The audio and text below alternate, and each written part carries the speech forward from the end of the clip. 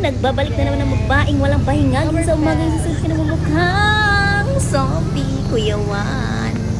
Hi mga ka-zombie! Ayan pala tayo sa Oktoberfest sa St. Charles, Missouri. Yeah. As you can see there, you can see like some different play, and there are like a lot of a lot of playgrounds, more food stand in there, and then you can see some souvenirs, some things, some crafts. Yeah, naka-crowded talaga, nag-Taglish na. Yeah, grabe ang daming tao niyan. So it was like, and also the weather was really nice. There are some like parang stones yan.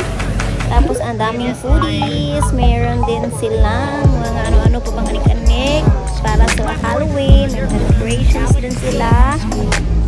Yung ganyan, parang mayroon din siyang mga some like, alam mo yung mga handmade din. So, ang daming pwedeng tingnan doon. So, diba? Kita nyo, ang daming tao. Yan, may mga sock. Tapos may mga view if you want to take a picture. At meron din silang mga popcorn. That's on the other side naman. Punta kami doon sa baba. Yan, meron silang mga foodies. Ang daming foods and drinks. Tapos meron din silang mga live band dyan.